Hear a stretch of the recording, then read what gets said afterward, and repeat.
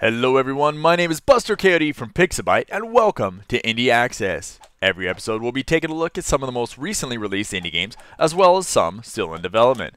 Today we'll be taking a look at Magicians and Looters from developer Morgopolis Studios. Magicians and Looters is an action platformer with role-playing game mechanics emphasizing heavy exploration and combat, all bundled together with a charming and humorous story. This is also known as a genre lovingly called Metroidvania, and in the interest of full disclosure, this is one of my favorite genres. Brent, hey, what happened to you? The Morgmen, they stabbed me with swords. That's horrible, are you alright?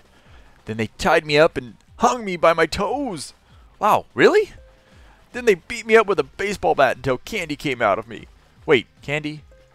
Then they stabbed me with swords again. Okay. Then they called me a sissy until I cried.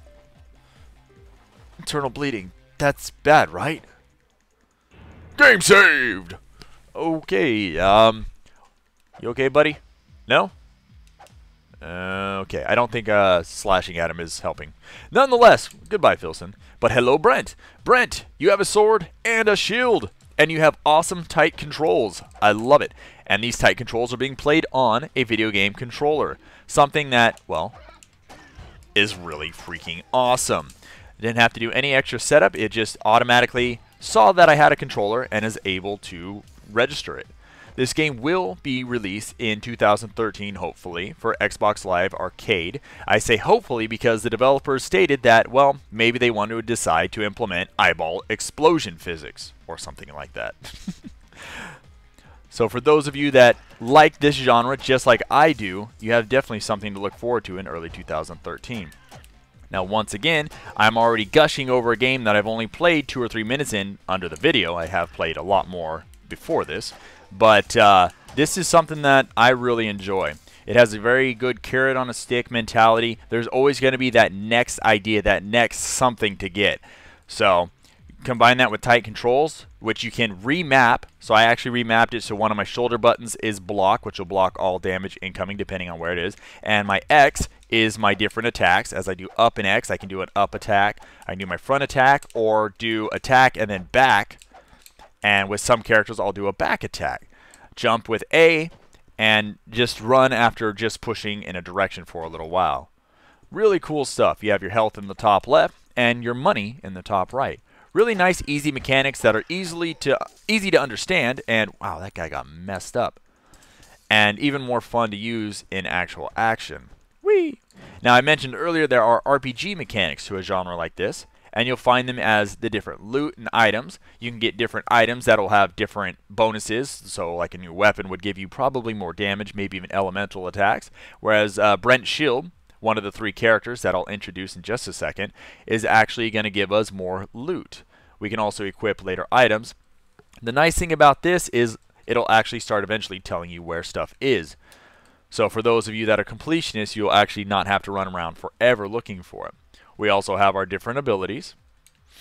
And then also, our level up. So as we level up, we'll get different stats and abilities. You actually level up with, at the bottom it says to the next level, the little circles. Once you get those, it'll give you the next level. And then you can see with your character what that is going to be, so you can plan accordingly.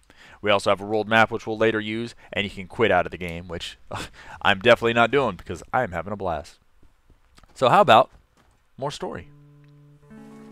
And that, class, is why you could never take me in a knife fight. Lots of humor in this game, I love it. Finally showing up for class, Brent. Outside. There's a situation. Outside. Okay, sorry. Oh, there's a situation. What would the situation be, Brent? Is the wizard keep under attack? Yes! Yes, it is! That's great. Would you take a seat? No, it's really under attack. I'm serious. Sit down. What a jerk. Psst. Hey, bro, can I ask you for something? I just saw a man die. Okay. Did you do last night's homework? Now, what was I talking about before Brent interrupted us? You were going to teach us some real magic. Hardcore magic. Magic that can turn my enemies to ash. Magic that can destroy cities with just a whisper. Magic forbidden by both man and God. That's what I want to learn. You do realize this is a remedial class, right? Kaboom! Oh, I didn't need to say that part. Oh, okay. What was that? I already told you we're under attack. Then we'd better do something about it. I'll meet with the Wizard Council. The rest of you, get out there and make yourself useful. Yeah, you do that, jerk. Alright, change your apprentice. Now we get to choose our apprentice. We can do Brent, Nien, or Vienna. So let's go through all of them and I'll kind of talk about them real quick. Vienna, the one on the left. This chick is crazy fast. She can jump crazy high and she hits crazy hard. The other two apprentices are losers. Vienna is obviously the best character in the game. Choose the chick in the leotard. Well, how about we check out the other ones? Nien. Nien is recommended for the player who thinks wielding 2 swords is awesome. Her jump attack is totally sweet. I'll be honest with you though, I don't think you're good enough to play Nien. Your pudgy little thumbs will just screw up all the moves. Nobody wants to see that. Don't embarrass yourself, okay? Dare to choose Nien? Well, shoot, after that, no. Wise choice. Thank you, game. We also have Brent, our current character. Brent is the only apprentice smart enough to bring a shield into combat. Are you smart? Because if you are, then you'll choose Brent. Represent the only man in this estrogen-soaked slumber party. Well, you know what? Game, screw you. I'm going to pick Nien. Really cool little color text and flavor that adds to the game's charm. I really, obviously, enjoy the game. Alright, do you choose Nien? Yes, I do. Is there too much dialogue? Would you like an abridged mode turned on? What's nice about this is for those of you that either, well, are watching this and don't want to hear me talk as much, or just want to play the game without reading a whole lot, you can turn on an abridged mode, and it completely changes the dialogue. I believe with Brent, I came into this cutscene, and which you can choose the abridged mode right off the bat in the menu, and he says, "Hey, the place is under attack," and the wizard goes, "Okay," and he leaves. So it's really funny. It's still funny, it's still charming and humorous, but you don't have long-winded dialogue. But I love long-winded dialogue, obviously, so I'm not going to turn abridged mode on.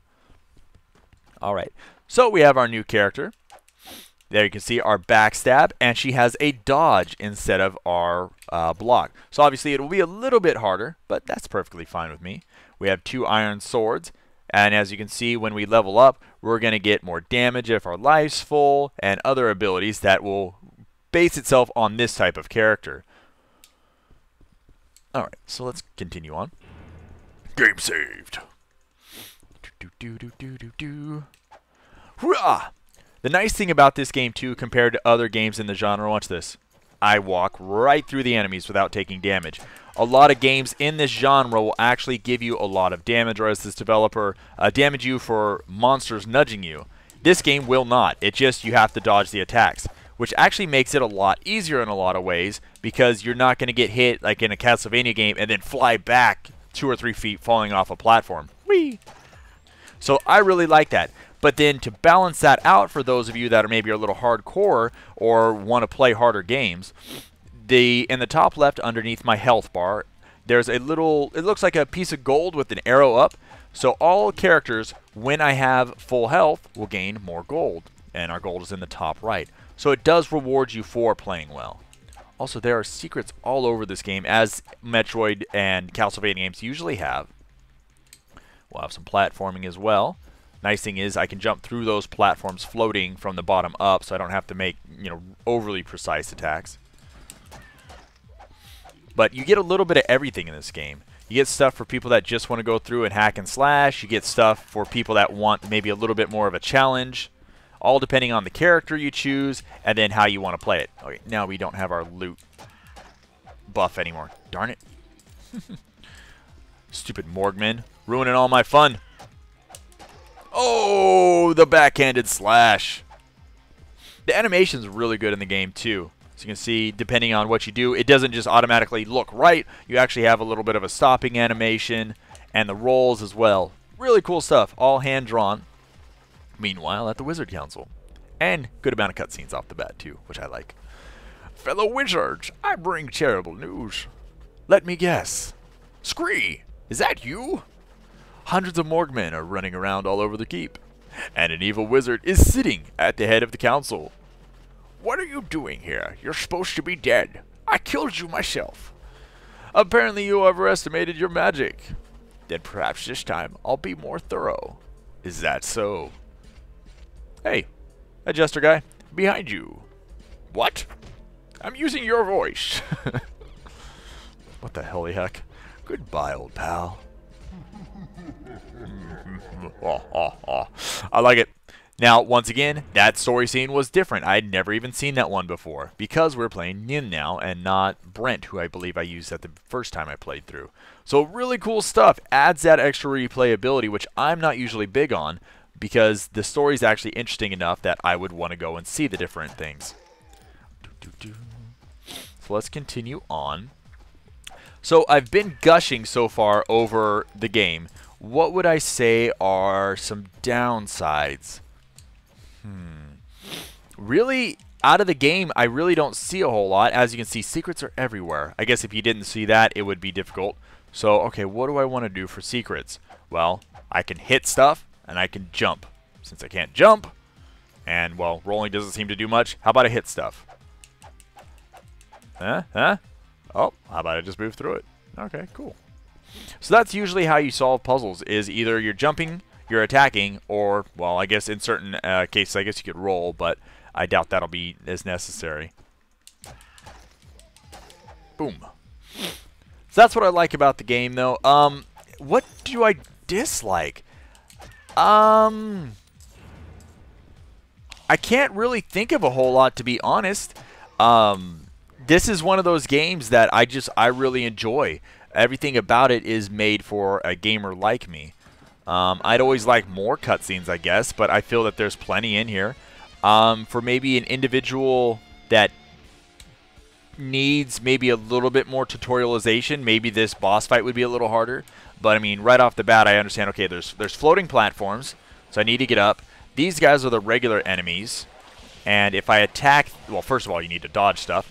But if you attack them, it doesn't do anything to the boss meter, which I'll try and show. Come here. I'm trying to tutorialize stuff. Okay, so it didn't do any damage to the boss meter in the bottom right. So, what else can I attack? Oh, jumps! Jumps! Oh god, I'm failing terribly at platforming right now. Once again, certain characters are better at platforming too. So, hey look, there's something right here.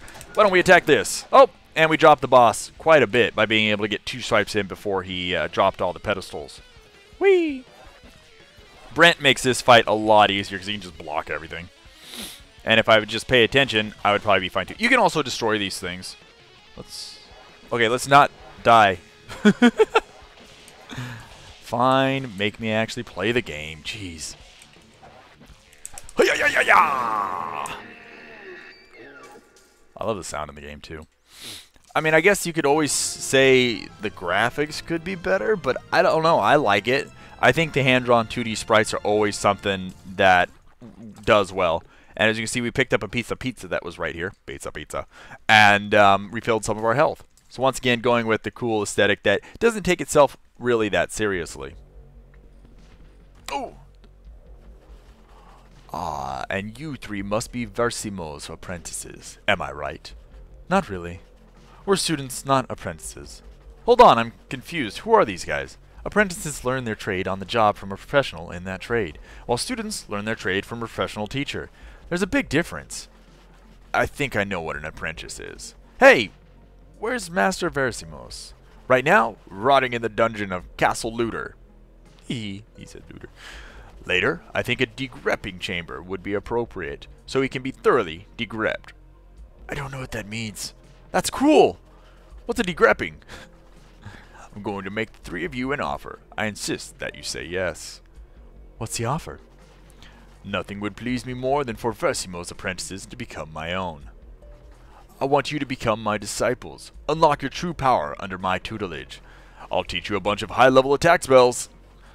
Dude, I just told you we're not apprentices. I'll pay for your tuition. I'm your loyal apprentice master. Now we're talking, right, Brent? Do your worst, Scree. We'll never be your minions. Huh? Huh? Just what I expected. I knew Versimos' apprentice couldn't be bought. That's right. What you're gonna do now? Huh? Lock us up in a dungeon? Good job, Brent, you jerk.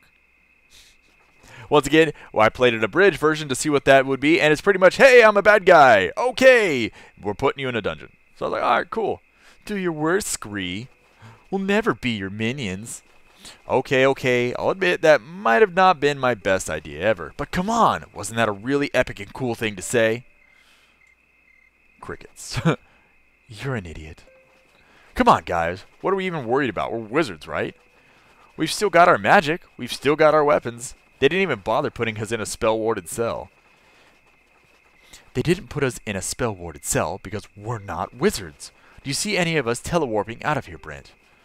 But hypothetically, if we were wizards and we could telewarp, where would we go? Hypothetically, we'd telewarp to Castle Looter and free Versimos. Then we'd come back here and burn the place down. I like that plan. That's a good plan. Okay then, hold on. I'm gonna telewarp us to Castle Looter. Yeah, go ahead, stupid. Cast a telewarp spell. Then I'll go slay a nether dragon while Nin conjures up some milkshakes. Ooh, milkshakes. I like black cherry. Unlike some people, I've been practicing my spells. And what do you practice telewarping on? Yourself? Are you kidding me? Even you wouldn't do something that stupid. Lots of silence. Wait a second. Last week, you told me Captain Cuddles ran away. Oh, the cat. Like I've said, I've been practicing. I'll kill you! Time to go. Stupid Brent. Where'd he go? Brent! Nin! Guys? Where am I? Game saved! Oh, I didn't get the sound effect that time. But nonetheless, that is the non-abridged version of that dialogue. If you actually do play through with an abridged version, it's like, hey, why don't we just telewarp out of here? Alright, cool! So once again, as you can see, I do like the idea that you can actually do an abridged version. I will never play an abridged version, because I am very long-winded. But until then, woo! How about we kick some ass with Vienna? Woo! Now you can see her up and attack right there. Her kick does a lot more damage. 3 hitting it. Hi, kitty. Ha! It's a cat! Captain Cuddles! That is correct, Vienna. It is I, your captain. Captain? You're okay! And you can talk. That's kind of weird. I am also a keeper of forbidden knowledge. Would you like to learn a super secret special move? Heck yeah, I'd like to learn a super secret special move. Is this really happening, or am I having some kind of psychotic episode? Probably the latter, but now is not the time for practical questions. Prepare for a journey into the metaphysical to unlock your true potential. Vienna got the high jump. Press up and A while standing still to perform an extra high jump. CC? Yes, my dear Vienna? All I learned was how to jump higher. How am I supposed to kill stuff with a high jump? The ability to murder indiscriminately with forbidden martial arts does not occur after just one spiritual journey. Seek me out again, Vienna, and we will continue your lesson. But Captain Cuddles! Come back! Teach me how to kill stuff better. Oh. Whee! Ooh! I forgot about that. The running attacks. Whoops. Darn it. Yeah! Whoops. I'm going to fail terribly, it would seem. Yeah! Whoop. Once again, we're already introduced into new enemies as they run around without their heads. And just originally die. Eventually die. Nice, nice. So anyways, I'm going to play a little bit more, kind of show you what's going on. We now are introduced into our map, which is a nice little heads-up display that we get. Nice and transparent, so it doesn't actually get in the way of what we're doing. I'm going to fail terribly at our high jump, which is whee! There we go. We're going to kill some more enemies.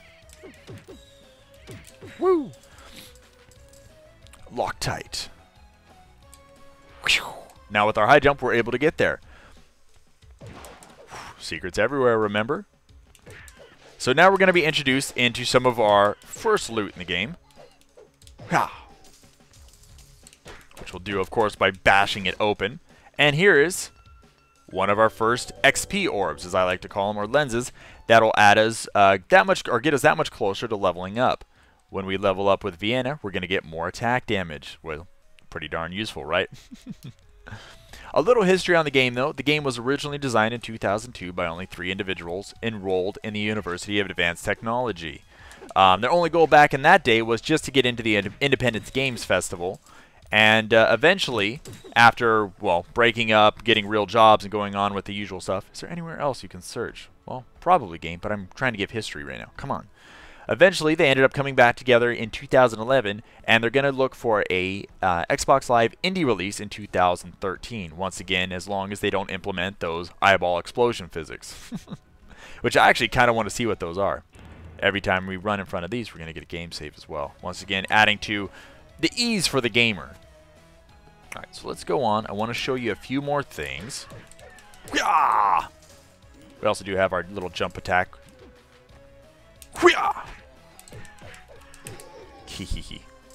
Vienna's a lot of fun. I like punching people. Okay, another one of our new items. We have a item now. Something we can equip to add different stats. So right here, we're going to get a brass ring, and we're going to increase our health by 20%. So that is definitely something you want to get. As the enemies get harder, you're going to need the health. Once again, though, because every character has a dodge or some type of defensive ability right off the bat, if you play well, you're rewarded by not, well, dying. So you won't need those items as much. You can equip instead attack items, which I like to do more damage and kill faster. Yay, level up!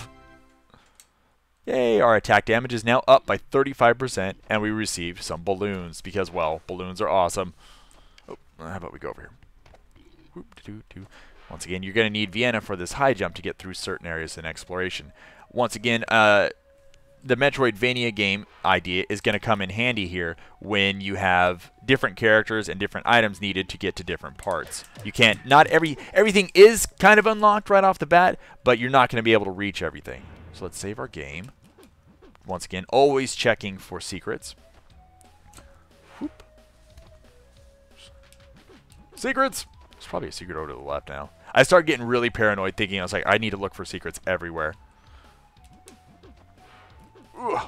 Secrets! Secrets come! So we need to actually get something there to continue. But I want to show you one more thing, my friends, before we close this one out. It's definitely a game that I recommend. I really don't have anything negative to say about it. It's going to be a matter of to see what they implement. Little extra gold there. For the final release, because that's what's going to really make or break the game. Do they continue to increase the fun of the game? Do they add more longevity to it? Do they add more items, skills? So there's a lot of stuff already implemented into such an early release, so I'm really happy about that. Well, on our next area, the Undermountain, as you can see right here, the different map products. Now that we've gone to the next area, our map is increased, and it connects with the old one with our little legend in the bottom showing where save points are and merchants and all that other good stuff. So everyone, if you are interested in supporting Magicians and Looters as it becomes released in 2013 and is in development right now, and developer Morgopolis Studios, there will be information in the video description below on how to support them, on how to get more information and all that good stuff. As always, you know, developers love, well, being loved. So everyone, thank you once again for showing up for another game and another episode of Indie Access. My name is Buster KOD, and we'll see you next time. Whee! Oh, Vienna, put some more clothes on.